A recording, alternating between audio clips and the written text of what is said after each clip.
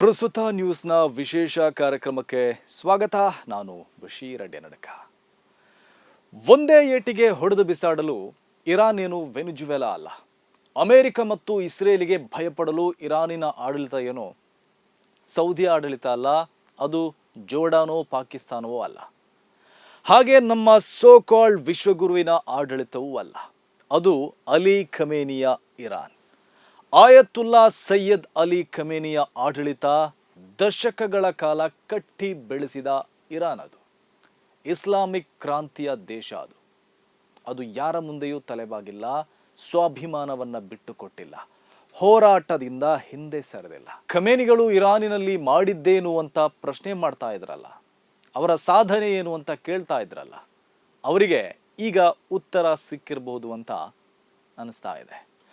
ಆಧುನಿಕ ಜಗತ್ತಿನ ಕ್ರೂರ ಸಾಮ್ರಾಜ್ಯಶಾಹಿ ಶಕ್ತಿಯ ಮುಂದೆ ರಾಜ್ಯರಹಿತವಾಗಿ ಹೋರಾಡಲು ಒಂದು ದೇಶವನ್ನ ಸಜ್ಜು ಮಾಡಿಟ್ಟಿದ್ದೇ ಖಮೇನಿ ಆಡಳಿತದ ಬಹಳ ದೊಡ್ಡ ಸಾಧನೆ ಅಂತ ಹೇಳ್ಬೋದು. ಅದಕ್ಕಾಗಿ ಅಲಿ ಖಮೇನಿಯ ಕಾಲಘಟ್ಟ ಇತಿಹಾಸದ ಸುವರ್ಣಾಕ್ಷರಗಳಲ್ಲಿ ಬರೆಯಲ್ಪಡಲಿದೆ.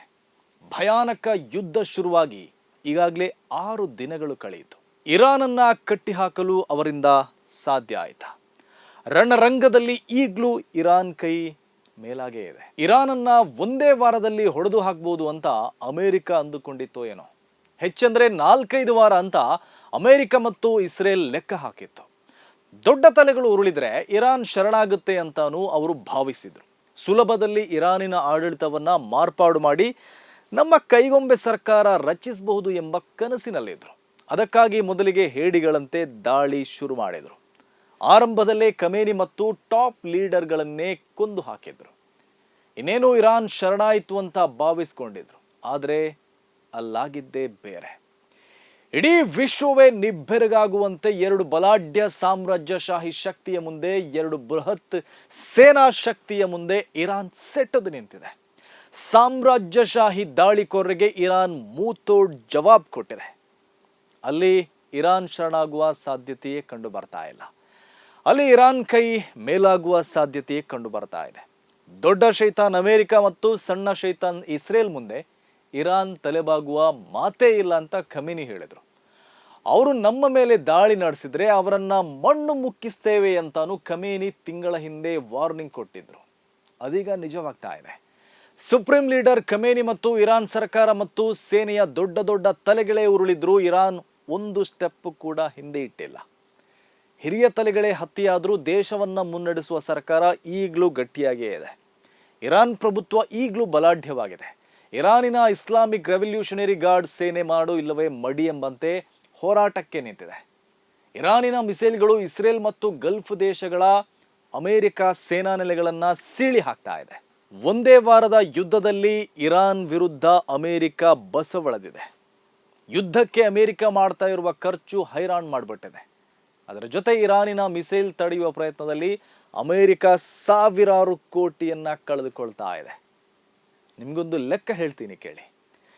ಇರಾನ್ ಒಂದು ಬ್ಯಾಲಿಸ್ಟಿಕ್ ಮಿಸೈಲ್ ಮಾಡೋಕೆ ಖರ್ಚು ಮಾಡೋದು 18ರಿಂದ 20 ಲಕ್ಷ ರೂಪಾಯಿ ಅಷ್ಟೇ. ಅದೇ ಮಿಸೈಲ್ಗಳನ್ನ ಆಂಟಿ ಮಿಸೈಲ್ ಸಿಸ್ಟಮ್ ಮೂಲಕ ತಡಿಬೇಕು ಅಂದ್ರೆ ಅಮೆರಿಕಾಗೆ 10 ಕೋಟಿ ಖರ್ಚಾಗ್ತಾ ಇದೆ. ಇರಾನ್ ಹಾರಿಸುವ ಮಿಸೈಲ್ 20 ಲಕ್ಷದ್ದು.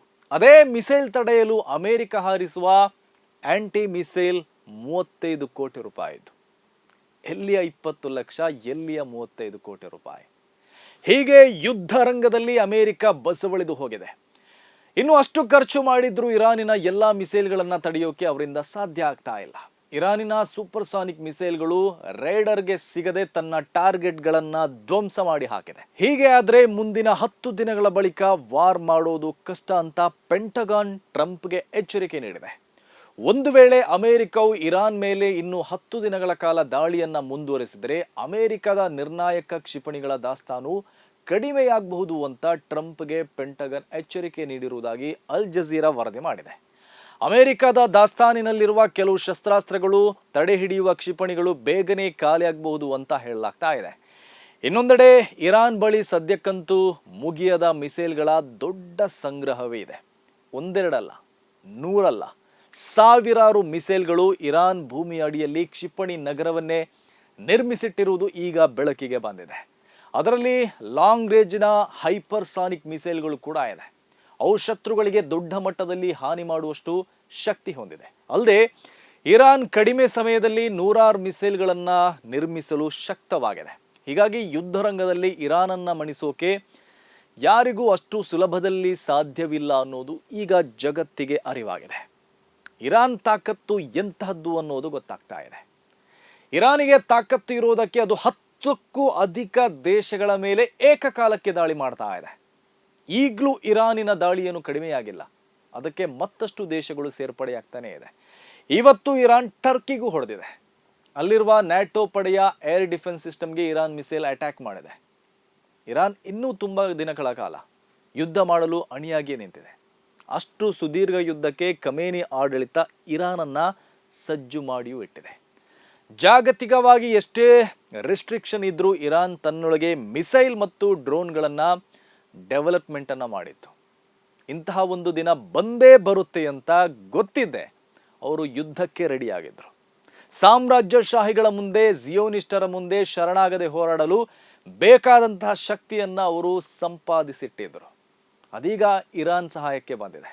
ಇರಾನ್ ಶಕ್ತಿ ಏನೆಂಬುದು ಈಗ ಇಸ್ರೇಲ್ ಮತ್ತು ಅಮೆರಿಕಗೆ ಚೆನ್ನಾಗಿ ಅರಿವಾಗಿದೆ. ಹಾಗಾಗಿ 4-5 ವಾರದಲ್ಲಿ ಯುದ್ಧವನ್ನ ಮುಗಿಸಿ ಇರಾನ್ ಕೈವಶ ಮಾಡಿಕೊಳ್ಳುವ ಹುಮ್ಮಸ್ಸಿನಲ್ಲಿದ್ದ ಅಮೆರಿಕ ಈಗ ಪ್ಲಾನ್ ಚೇಂಜ್ ಮಾಡಿದೆ. ಕನಿಷ್ಠ 100 ದಿನಗಳ ಯುದ್ಧಕ್ಕೆ ಬೇಕಾದ ತಯಾರಿಯನ್ನ ಅಮೆರಿಕ ಈಗ ಮಾಡ್ತಾ ಇದೆ. ಈ ಯುದ್ಧದ ಹಿನ್ನೆಲೆಯಲ್ಲೊಂದು ಮಹತ್ವದ ಬೆಳವಣಿಗೆ ನಡೆದಿದೆ. ಮಧ್ಯಪ್ರಾಚ್ಯ ದೇಶದಲ್ಲಿ ಅಮೆರಿಕದ ಸೈನಿಕ ಕಾರ್ಯಾಚರಣೆಯನ್ನ ಮೇಲ್ವಿಚಾರಣೆ ಮಾಡುವ ಯುನೈಟೆಡ್ ಸ್ಟೇಟ್ಸ್ ಸೆಂಟ್ರಲ್ ಕಮಾಂಡ್ ಪೆಂಟಗನ್ಗೆ ಹೊಸ ಮನವಿಯನ್ನ ಸಲ್ಲಿಸಿದೆ. ಅದರಲ್ಲಿ ಇರಾನ್ ವಿರುದ್ಧ ನಡೀತಾ ಇರುವ ಕಾರ್ಯಾಚರಣೆಯನ್ನ ಮುಂದುವರಿಸಲು ಹೆಚ್ಚುವರಿ ಸೈನಿಕ ಗುಪ್ತಚರ ಸಿಬ್ಬಂದಿಯನ್ನ ಕಳಿಸುವಂತೆ ಕೋರಿಕೊಂಡಿದ್ದಾರೆ. ಅಮೆರಿಕದ ರಕ್ಷಣಾ ಇಲಾಖೆ ಯುನೈಟೆಡ್ ಸ್ಟೇಟ್ಸ್ ಡಿಪಾರ್ಟ್ಮೆಂಟ್ ಆಫ್ ಡಿಫೆನ್ಸ್ಗೆ ಕಳುಹಿಸಿದ ದಾಖಲೆಗಳಲ್ಲಿ ಈ ಬೇಡಿಕೆ ಸ್ಪಷ್ಟವಾಗಿ ಕಾಣಿಸಿಕೊಂಡಿದೆ. ಈ ಮನವಿಯ ಅರ್ಥ ಏನಂದ್ರೆ, ಈ ಯುದ್ಧವು ಕೆಲವೇ ವಾರಗಳಲ್ಲಿ ಮುಗಿಯುವ ಕಾರ್ಯಾಚರಣೆ ಅಲ್ಲ. ಅಮೆರಿಕ ಸೇನೆ ಕನಿಷ್ಠ 100 ದಿನಗಳ ಕಾಲ ಯುದ್ಧ ಮುಂದುವರಿಸಬಹುದು ಎಂಬ ಅಂದಾಜಿನಲ್ಲಿ ಸಿದ್ಧತೆಯನ್ನ ಮಾಡಿಕೊಳ್ತಾ ಇದೆ. ಅಂದ್ರೆ ಈ ಸಂಘರ್ಷ ಮುಂದಿನ ಹಲವು ತಿಂಗಳುಗಳವರೆಗೆ ಮುಂದುವರಿಯುವ ಸಾಧ್ಯತೆ ಇದೆ. ಕೆಲವು ವಿಶ್ಲೇಷಕರು ಯುದ್ಧವು 2026 ಸೆಪ್ಟೆಂಬರ್ ವರೆಗೆ ಮುಂದುವರಿಯುವ ಸಾಧ್ಯತೆಯೂ ಇದೆ ಅಂತಿದ್ದಾರೆ. ಅಂದ್ರೆ ಯುದ್ಧ ಆರಂಭಕ್ಕೂ ಮೊದಲು ಏನೇನು ಲೆಕ್ಕಾಚಾರ ಇತ್ತೋ ಅದಕ್ಕೆ ವಿರುದ್ಧವಾಗಿ ಈಗ ಲೆಕ್ಕಾಚಾರಗಳಿದೆ. ಯುದ್ಧ ಆರಂಭಕ್ಕೆ ಮೊದಲು ಅಮೆರಿಕ ಗೆದ್ದಾಗಿತ್ತು, ಇರಾನ್ ಸೋತಾಗಿತ್ತು. ಆದರೆ ಗ್ರೌಂಡ್ ರಿಯಾಲಿಟಿನೇ ಬೇರೆ. ಯುದ್ಧ ಬಹುಶಃ 4 ವಾರಗಳಲ್ಲಿ ಮುಗಿಬಹುದು ಅಂತ ಅಮೆರಿಕ ಅಧ್ಯಕ್ಷ ಡೊನಾಲ್ಡ್ ಟ್ರಂಪ್ ವಿಶ್ವಾಸ ವ್ಯಕ್ತಪಡಿಸಿದರು. ಆದರೆ ಈಗ ಸೇನಾ ಮಟ್ಟದಲ್ಲಿ ನಡೀತಾ ಇರುವ ಸಿದ್ಧತೆಗಳು, ಟ್ರಂಪ್ ಅವರ ಅಂದಾಜುಗಳು ವಾಸ್ತವವಾಗಿಲ್ಲ ಅನ್ನೋದನ್ನ ಸೂಚಿಸ್ತಾ ಇದೆ. ಯುದ್ಧದಲ್ಲಿ ಈಗಾಗಲೇ ಅಮೆರಿಕ ದೊಡ್ಡ ನಷ್ಟಕ್ಕೆ ಒಳಗಾಗಿದೆ. ಯುದ್ಧ ಆರಂಭವಾದ ನಂತರ ನಡೆದ ವಿವಿಧ ದಾಳಿಗಳಲ್ಲಿ ಅಮೆರಿಕ ಸೇನೆಯ 6 ಸೈನಿಕರು ಸಾವನ್ನಪ್ಪಿದ್ದಾರೆ. ಮುಂದಿನ ದಿನಗಳಲ್ಲಿ ಇನ್ನಷ್ಟು ಅಮೆರಿಕದ ಸೈನಿಕರು ಸಾವನ್ನಪ್ಪುವ ಸಾಧ್ಯತೆ ಇದೆ ಎಂದು ಸ್ವತಃ ಟ್ರಂಪ್ ಅವರೇ ಹೇಳಿದ್ದಾರೆ. ಇದು ಯುದ್ಧದ ಗಂಭೀರತೆಯನ್ನ ಮತ್ತಷ್ಟು ಹೆಚ್ಚಿಸಿದೆ. ಯುದ್ಧದಲ್ಲಿ ಇರಾನಿನ ಪ್ರತೀಕಾರ ಮತ್ತು ಪ್ರತಿರೋಧಕ್ಕೆ ಇಡೀ ಜಗತ್ತು ಕೂಡ ಪೆಟ್ಟು ತಿಂತಾ ಇದೆ. ಅದು ಆರ್ಥಿಕವಾಗಿ ಬೀಳ್ತಾ ಇರುವ ಪೆಟ್ಟು. ಹಾರ್ಮುಜ್ ಜಲಮಾರ್ಗದಲ್ಲಿ ಇರಾನ್ ಆಯಿಲ್ ಶಿಪ್ಗಳನ್ನ ತಡೆಯುವ ಮೂಲಕ ಜಾಗತಿಕವಾಗಿ ಆರ್ಥಿಕತೆಯೇ ಅಲ್ಲೋಲ ಕಲ್ಲೋಲ ಮಾಡುವಂತೆ ಮಾಡಿಟ್ಟಿದೆ. ಹಾಗಾಗಿ ಇರಾನ್ ಇಡೀ ಜಗತ್ತಿನ ವಿರುದ್ಧವಾಗಿ ಹೋರಾಡ್ತಾ ಇದೆ ಅಂತಾನು ಹೇಳ್ಬೋದು. ಒಟ್ನಲ್ಲಿ ಇರಾನ್ ವಿರುದ್ಧ ಆರಂಭವಾದ ಯುದ್ಧ ಕೇವಲ 2 ರಾಷ್ಟ್ರಗಳ ನಡುವಿನ ಸೈನಿಕ ಸಂಘರ್ಷ ಮಾತ್ರ ಅಲ್ಲ, ಅದು ಮಧ್ಯಪ್ರಾಚ್ಯದ ಭದ್ರತೆ, ಜಾಗತಿಕ ರಾಜಕೀಯ ಸಮತೋಲನ ಮತ್ತು ವಿಶ್ವದ ಇಂಧನ ಮಾರುಕಟ್ಟೆಯ ಭವಿಷ್ಯವನ್ನೇ ನಿರ್ಧರಿಸುವ ಯುದ್ಧ ಆಗಿದೆ.